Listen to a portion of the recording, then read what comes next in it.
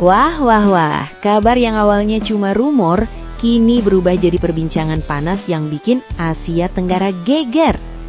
Timnas Indonesia dikabarkan berpotensi menghadapi Timnas Italia di FIFA Matchday Juni 2026. Yang lebih mengejutkan lagi, kabarnya peluang ini bukan sekadar mimpi. Kondisi Italia yang sedang dalam masa transisi, ditambah koneksi kuat Erick Thohir dengan sepak bola Italia, membuat laga ini terasa semakin mungkin terjadi. Bahkan, ada yang menyebut rumor ini bisa sampai ke telinga FIFA dan benar-benar dipertimbangkan. Di sisi lain, sosok pelatih baru John Herdman juga jadi sorotan. Banyak yang menerka-nerka apa saja yang dilakukan oleh John Herdman untuk laga FIFA Matchday berikutnya. Semua pertanyaan ini bakal kita bahas tuntas di video kali ini. Jadi jangan sampai ketinggalan, tonton videonya hingga selesai.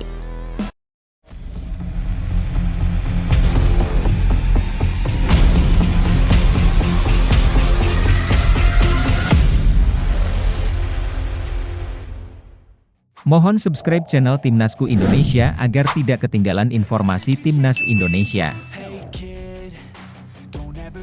FIFA pertimbangkan Timnas Indonesia lawan Italia di FIFA Matchday bulan Juni.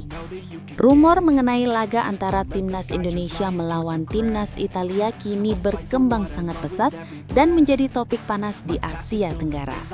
Awalnya hanya sebatas spekulasi, namun perlahan berubah menjadi perbincangan serius yang membuat media di Thailand dan Vietnam ikut gempar. Banyak yang tidak menyangka bahwa Indonesia berpotensi menghadapi salah satu raksasa sepak bola dunia. Bahkan, rumor ini kini tidak lagi dianggap sekadar wacana biasa, melainkan peluang nyata yang bisa saja benar-benar terjadi dalam waktu dekat. Semua bermula dari pernyataan manajer Timnas yang mengungkapkan bahwa Indonesia akan menjalani 2 laga pada FIFA Matchday Juni 2026. Dari pernyataan tersebut, muncul petunjuk bahwa lawan yang diincar adalah tim yang gagal lolos ke Piala Dunia 2026. Hal inilah yang kemudian mengarah pada Italia sebagai kandidat kuat. Publik pun langsung mengaitkan situasi ini dengan kondisi Italia saat ini yang sedang berada dalam fase transisi setelah gagal tampil di turnamen terbesar sepak bola dunia tersebut. Situasi di kubu Italia sendiri semakin memperkuat kemungkinan tersebut. Setelah kegagalan ke Piala Dunia 2026, federasi mereka dikabarkan mengalami gejolak internal, termasuk mundurnya presidennya, Gabriele Gravina. Kondisi ini membuat Italia berpotensi lebih terbuka untuk menjalani laga uji coba internasional demi membangun kembali kekuatan tim.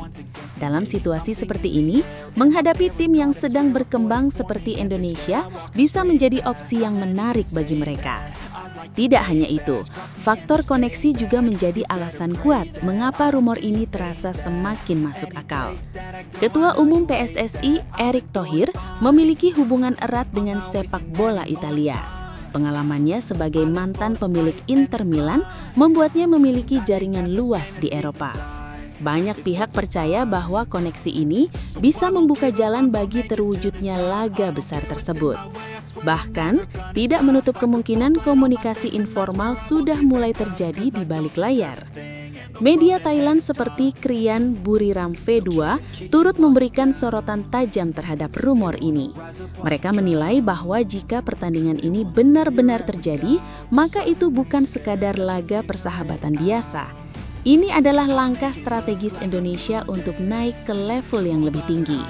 Menurut mereka, menghadapi Italia akan memberikan pengalaman luar biasa bagi para pemain dan menjadi bukti bahwa Indonesia mulai berani keluar dari zona nyaman Asia Tenggara. Apalagi, juga melihat perkembangan skuad Indonesia saat ini, optimisme semakin meningkat. Dengan banyaknya pemain naturalisasi yang berkarir di Eropa, kualitas tim dinilai semakin kompetitif. Hal ini membuat Indonesia tidak lagi dipandang sebagai tim yang mudah dikalahkan. Bahkan, beberapa pihak menilai bahwa jika laga ini terjadi, kualitas pertandingan bisa mendekati standar internasional yang sesungguhnya. Rumor ini juga semakin kuat karena Indonesia sebelumnya sudah berhasil mendatangkan tim besar seperti Timnas Argentina pada tahun 2023. Momen tersebut menjadi bukti bahwa Indonesia memiliki daya tarik tersendiri di mata dunia. Kini, jika Italia benar-benar datang, maka itu akan menjadi kelanjutan dari langkah besar sepak bola Indonesia dalam membangun reputasi di kancah internasional. Menariknya, banyak yang mulai beranggapan bahwa jika rumor ini terus berkembang, bukan tidak mungkin akan sampai ke telinga FIFA. Dalam era digital seperti sekarang, suara publik bisa menjadi faktor yang ikut mempengaruhi keputusan besar.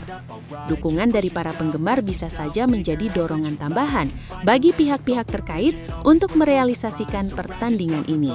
Apalagi, laga seperti ini jelas akan menarik perhatian global dan memberikan dampak besar bagi perkembangan sepak bola Indonesia.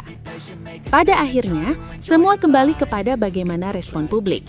Apakah para fans Garuda benar-benar menginginkan laga ini terjadi, atau justru merasa Indonesia masih perlu waktu sebelum menghadapi tim sebesar Italia? Yang jelas, rumor ini sudah terlanjur membakar semangat dan rasa penasaran banyak orang. Sekarang giliran kalian untuk ikut bersuara. Menurut kalian, apakah timnas Indonesia siap menghadapi Italia? Apakah kalian ingin melihat laga bersejarah ini benar-benar terjadi?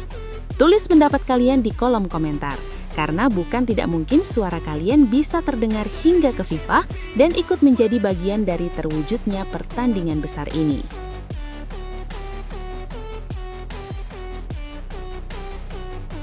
Vietnam dibikin heran timnas Indonesia bisa tantang Italia di FIFA Matchday bulan Juni. Publik Vietnam benar-benar dibuat heran sekaligus penasaran ketika wacana pertandingan antara timnas Indonesia melawan timnas Italia mulai mencuat ke permukaan. Bukan tanpa alasan, laga ini dinilai sebagai langkah berani yang jarang dilakukan negara Asia Tenggara. Di tengah persaingan kawasan yang semakin ketat, Indonesia justru dikaitkan dengan rencana menghadapi salah satu raksasa sepak bola dunia. Situasi ini langsung memicu perbincangan hangat, khususnya di kalangan media dan penggemar sepak bola Vietnam yang mempertanyakan sejauh mana kesiapan skuad Garuda jika benar-benar menghadapi tim sekelas Italia. Periode FIFA Matchday Juni 2026 yang berlangsung pada 7 hingga 15 Juni memang menjadi momentum penting bagi banyak negara. Selain sebagai ajang mengumpulkan poin untuk memperbaiki posisi di ranking FIFA, agenda ini juga sering dimanfaatkan untuk menguji kekuatan melawan tim-tim besar. Saat ini timnas Indonesia masih berada di peringkat ke-122 dunia, sebuah posisi yang menunjukkan bahwa perjalanan menuju level elit masih panjang. Namun, justru disitulah letak kejutan yang membuat publik Vietnam semakin bingung. Mengapa Indonesia berani mengincar lawan sekelas Italia di tengah proses pembangunan tim? Media Vietnam seperti THAO247.vn secara khusus menyoroti potensi laga ini. Mereka menilai bahwa jika pertandingan tersebut benar-benar terwujud, maka Indonesia akan mendapatkan keuntungan besar dalam hal pengalaman dan kualitas permainan. Bahkan dalam laporannya disebutkan bahwa menghadapi pemain-pemain top dunia seperti Gianluigi Donnarumma dan bintang Italia lainnya akan menjadi ujian sesungguhnya bagi skuad Garuda. Hal ini membuat publik Vietnam bertanya-tanya, apakah Indonesia sudah berada di level yang cukup untuk menghadapi tekanan dari tim besar Eropa? Yang membuat situasi semakin menarik adalah perkembangan signifikan yang ditunjukkan oleh timnas Indonesia dalam beberapa tahun terakhir. Dengan hadirnya banyak pemain naturalisasi, terutama yang memiliki pengalaman bermain di Eropa, kekuatan tim ini tidak lagi bisa dipandang sebelah mata. Media Vietnam bahkan menyebut bahwa Indonesia kini tampil berbeda dibandingkan tim-tim Asia Tenggara lainnya. Perubahan ini dianggap berpotensi mengancam dominasi Vietnam di kawasan, terutama menjelang Asian Cup 2026 yang akan datang. Jika menengok ke belakang, Indonesia sebenarnya sudah pernah menghadirkan tim besar dunia. Pada tahun 2023, publik sepak bola tanah air sempat menyaksikan laga melawan timnas Argentina. Meskipun hasilnya belum memuaskan, pengalaman tersebut menjadi bukti bahwa Indonesia mampu menarik perhatian tim elit dunia. Inilah yang kemudian membuat peluang menghadirkan Italia tidak lagi dianggap mustahil, meskipun tetap membutuhkan usaha besar dan negosiasi yang tidak mudah. Di sisi lain, faktor kepemimpinan juga turut menjadi sorotan. Ketua Umum PSSI Erick Thohir memiliki hubungan yang cukup kuat dengan sepak bola Italia. terutama karena pernah menjadi pemilik klub raksasa Inter Milan. Jaringan ini diyakini bisa membuka peluang lebih besar untuk mewujudkan laga uji coba tersebut.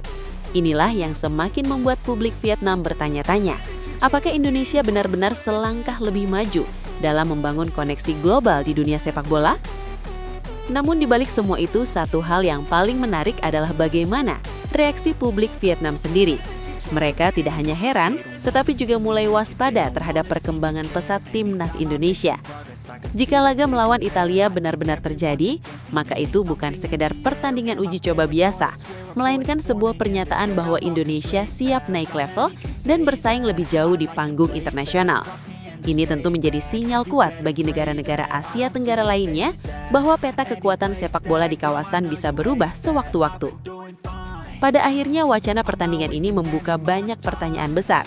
Apakah timnas Indonesia benar-benar siap menghadapi tim sekelas Italia? Ataukah ini hanya bagian dari strategi jangka panjang untuk membangun mental dan pengalaman pemain? Yang jelas, perhatian dari publik Vietnam menunjukkan bahwa langkah Indonesia tidak lagi dianggap biasa. Kini semua mata tertuju pada bagaimana kelanjutan rencana ini dan apakah laga tersebut benar-benar akan terwujud. Menurut kalian, jika pertandingan ini benar-benar terjadi, apakah timnas Indonesia mampu memberikan perlawanan sengit kepada Italia? Atau justru akan menjadi pelajaran berharga untuk masa depan?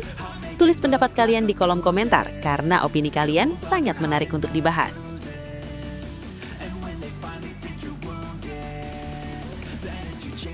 John Hartman lakukan hal ini di FIFA Matchday bulan Juni. Kehadiran John Hartman sebagai pelatih baru timnas Indonesia langsung memicu berbagai spekulasi di kalangan pecinta sepak bola tanah air. Banyak yang penasaran, langkah apa yang akan diambil Hartman dalam waktu dekat, terutama dalam mempersiapkan tim menghadapi agenda penting seperti FIFA Matchday Juni 2026. Apalagi, rumor yang berkembang menyebut bahwa Indonesia berpotensi menghadapi timnas Italia. Jika benar terjadi, ini tentu menjadi ujian besar pertama bagi Hartman sejak dipercaya memimpin skuad Garuda.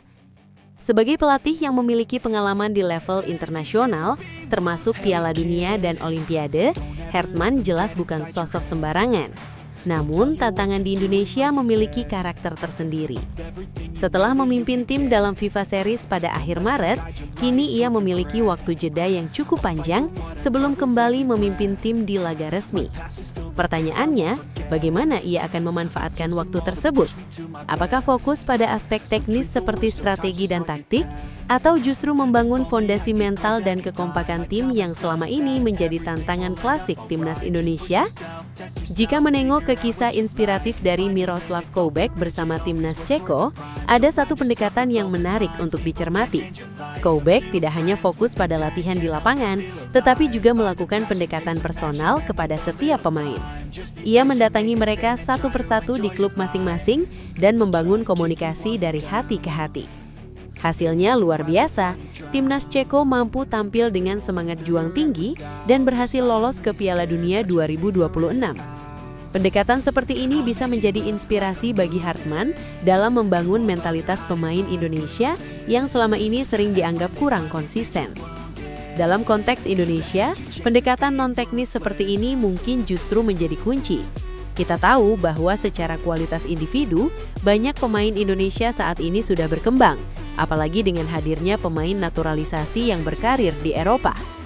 Namun, sepak bola bukan hanya soal kemampuan individu, melainkan juga soal chemistry, kepercayaan, dan mental bertanding.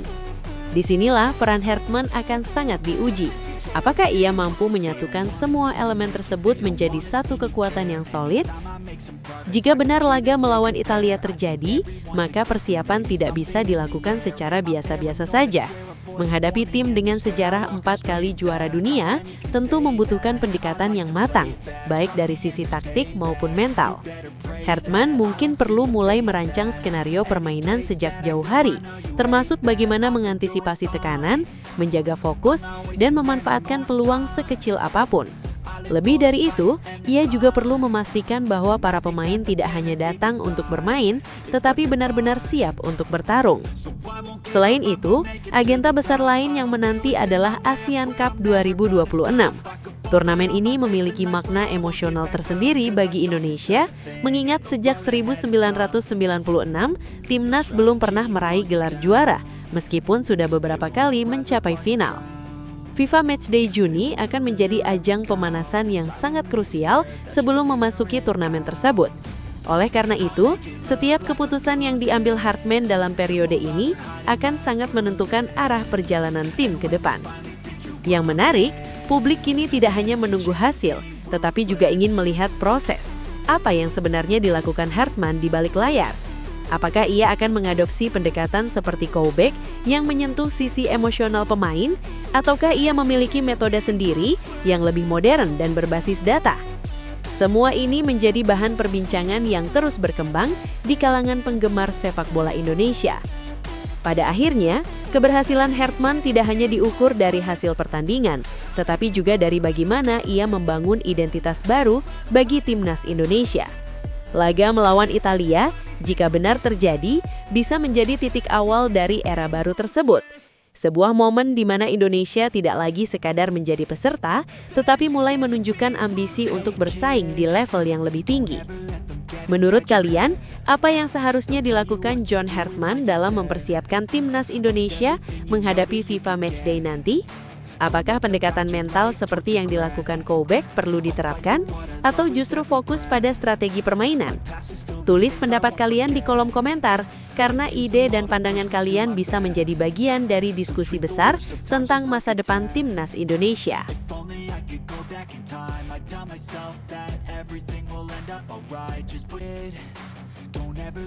Timnas Futsal Indonesia bawa pemain lapis ketiga hadapi Vietnam.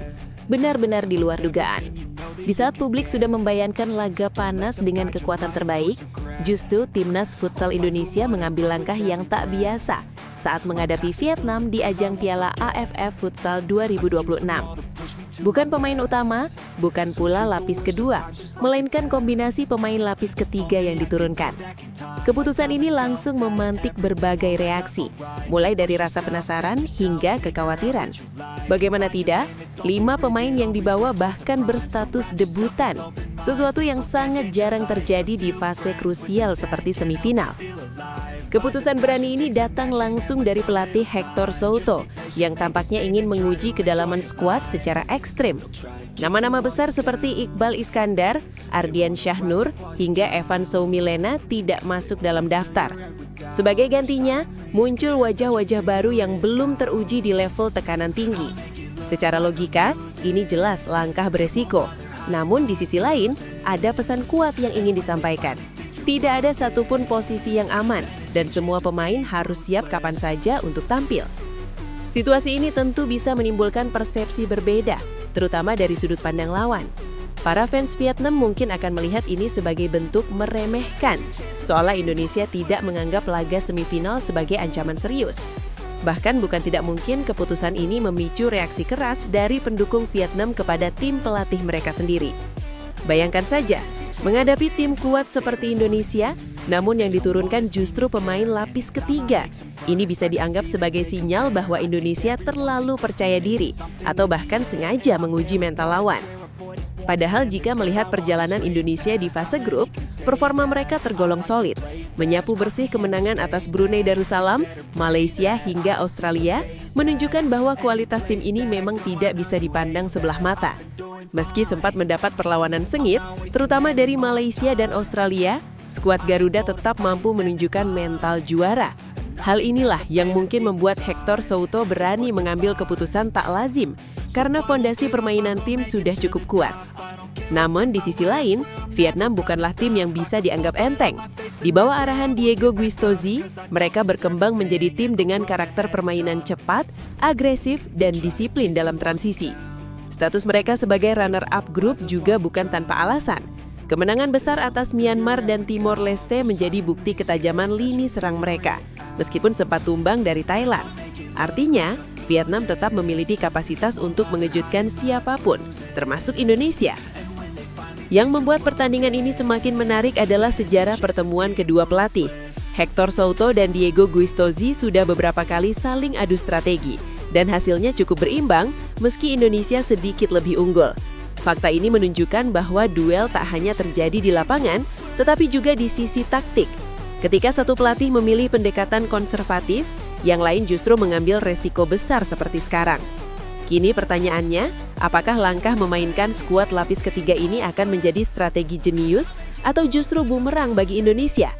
Di satu sisi, ini bisa menjadi panggung bagi para pemain muda untuk membuktikan diri dan menciptakan kejutan besar. Namun di sisi lain, tekanan semifinal jelas berbeda dan pengalaman seringkali menjadi faktor penentu. Jika tidak siap, justru bisa dimanfaatkan oleh Vietnam yang terkenal disiplin dan cepat dalam menghukum kesalahan. Situasi ini benar-benar membuat laga semifinal terasa semakin panas bahkan sebelum pertandingan dimulai. Keputusan yang tidak biasa ini membuka ruang diskusi luas di kalangan fans. Apakah ini bentuk kepercayaan diri yang tinggi dari Indonesia atau justru terlalu berani hingga terkesan meremehkan lawan? Nah, menurut kalian bagaimana? Apakah skuad lapis ketiga ini mampu membuktikan kualitasnya dan membawa Indonesia ke final? Atau justru Vietnam yang akan mengambil keuntungan dari situasi ini? Tulis pendapat kalian di kolom komentar, karena opini kalian bisa jadi mewakili suara banyak fans lainnya.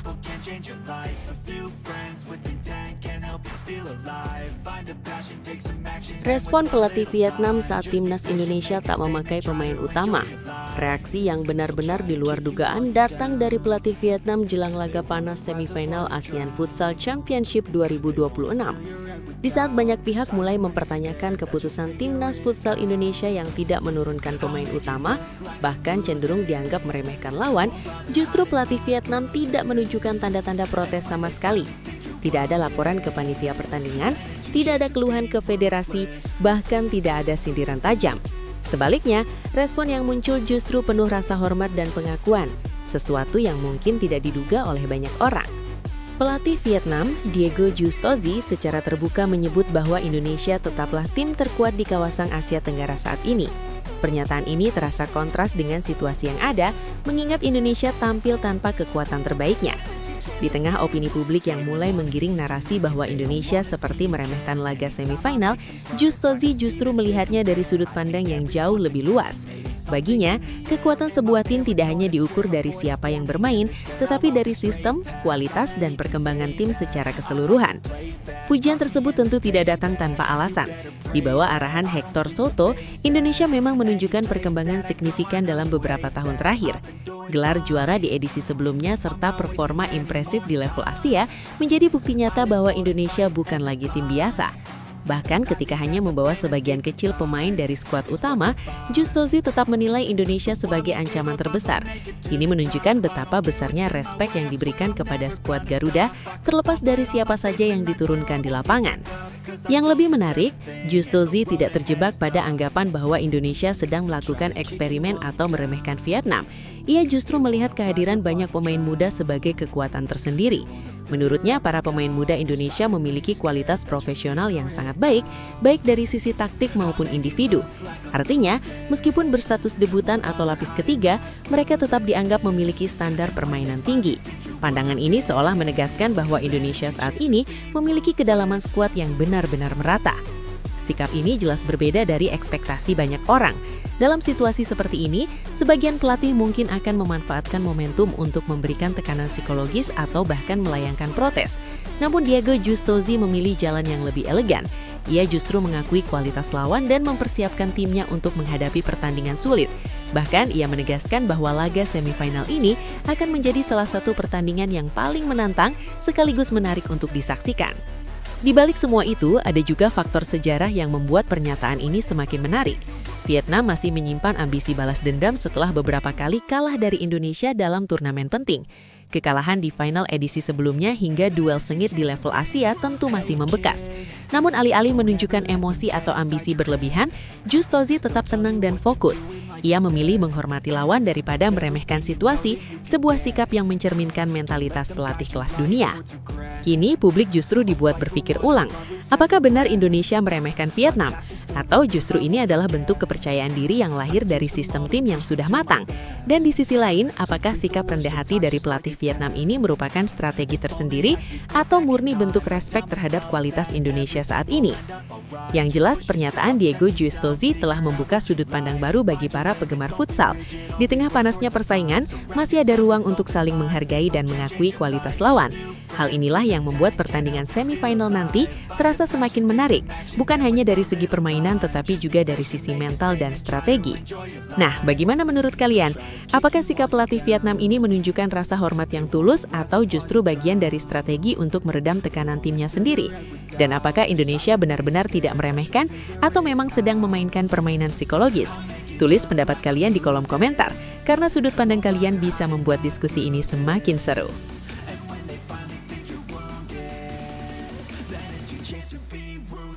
Pakar Eropa sebut timnas Indonesia lebih kuat dari Thailand dan Vietnam. Perdebatan soal siapa yang paling kuat di Asia Tenggara kembali memanas, terutama ketika timnas Indonesia dibandingkan dengan dua rival utamanya, yaitu Vietnam dan Thailand. Dalam beberapa tahun terakhir, ketiga tim ini memang mendominasi kawasan ASEAN, baik dari segi prestasi maupun peringkat FIFA. Namun yang cukup mengejutkan, muncul pandangan dari pakar Eropa yang justru menilai Indonesia memiliki keunggulan tersendiri dibandingkan dua pesaing utamanya itu. Pernyataan ini tentu memancing perhatian publik, apalagi jika melihat posisi Indonesia yang masih berada di bawah Vietnam dan Thailand dalam ranking dunia. Pakar yang dimaksud adalah Jerneh Kamensek, seorang agen pemain sekaligus pengamat sepak bola asal Eropa. Ia menyebut bahwa jika timnas Indonesia mampu menurunkan skuad terbaiknya secara penuh, maka mereka sedikit lebih unggul dibandingkan Vietnam maupun Thailand. Pernyataan ini tentu bukan tanpa dasar. Indonesia saat ini diperkuat banyak pemain diaspora yang berkarir di liga-liga Eropa yang secara kualitas individu dinilai memiliki pengalaman dan level permainan yang lebih tinggi. Hal inilah yang menjadi salah satu faktor pembeda dibandingkan rival-rivalnya di Asia Tenggara. Namun di balik pujian tersebut, ada catatan penting yang tidak bisa diabaikan. Jerneh Kamensek juga menyoroti masalah klasik yang sering dihadapi Indonesia, yakni sulitnya mengumpulkan skuad terbaik dalam turnamen regional seperti Piala AFF. Turnamen ini memang tidak masuk dalam kalender resmi FIFA, sehingga klub-klub di Eropa tidak memiliki kewajiban untuk melepas pemainnya. Akibatnya, Indonesia kerap tampil tanpa kekuatan penuh, berbeda dengan Vietnam dan Thailand yang mayoritas pemainnya berkarir di liga domestik atau regional. Situasi ini membuat kekuatan Indonesia seolah tidak pernah benar-benar terlihat secara konsisten. Di satu sisi, mereka memiliki potensi besar jika semua pemain inti berkumpul. Namun di sisi lain, kenyataan di lapangan sering berkata berbeda. Inilah yang kemudian memunculkan paradoks, Indonesia bisa terlihat sangat kuat di atas kertas, tetapi belum tentu mampu menunjukkan dominasi yang sama di setiap turnamen. Hal ini pula yang membuat perbandingan dengan Vietnam dan Thailand menjadi semakin menarik untuk dibahas. Meski dianggap unggul di kawasan Asia Tenggara, tantangan yang jauh lebih besar justru datang ketika berbicara di level Asia. Jerneh Kamensek secara tegas menyebut bahwa tim-tim Asia Tenggara termasuk Indonesia masih kesulitan untuk bersaing dengan raksasa Asia seperti Jepang, Iran, dan Uzbekistan. Negara-negara tersebut dinilai memiliki sistem pembinaan pemain muda yang jauh lebih matang dan konsisten selama bertahun-tahun, sesuatu yang masih dalam proses pembangunan di Asia Tenggara. Pandangan ini tentu menjadi semacam tamparan halus bagi sepak bola Indonesia. Di satu sisi ada kebanggaan karena dianggap lebih kuat dari Vietnam dan Thailand. Namun di sisi lain ada kenyataan bahwa jarak dengan tim-tim elit Asia masih cukup jauh. Bahkan dalam ajang seperti Piala Asia 2027, Indonesia berpotensi menghadapi lawan-lawan berat sejak fase grup karena berada di pot unggulan bawah. Ini berarti tantangan yang dihadapi tidak hanya soal kualitas tetapi juga mental dan pengalaman di level tinggi. Meski begitu, bukan berarti peluang Indonesia tertutup sepenuhnya. Sepak bola selalu menghadirkan kejutan, dan sejarah telah membuktikan bahwa tim yang tidak diunggulkan pun bisa mencuri perhatian. Dengan kombinasi pemain muda, diaspora, serta pengalaman internasional yang terus bertambah, Indonesia tetap memiliki potensi untuk berkembang lebih jauh. Namun tentu saja, hal itu membutuhkan konsistensi, perencanaan jangka panjang dan pembinaan yang berkelanjutan. Kini menarik untuk melihat bagaimana publik menanggapi penilaian dari Jerneh Kemensak ini. Apakah kalian setuju bahwa Indonesia lebih kuat dari Vietnam dan Thailand jika tampil dengan skuad terbaiknya? Atau justru merasa bahwa peringkat FIFA saat ini masih mencerminkan kekuatan sebenarnya? Dan yang paling penting, apakah Indonesia sudah siap untuk benar-benar bersaing di level Asia atau masih butuh waktu untuk mengejar ketertinggalan? Tulis pendapat kalian di kolom komentar, karena sudut pandang kalian bisa jadi membuka diskusi yang lebih luas tentang masa depan sepak bola Indonesia di kancah internasional.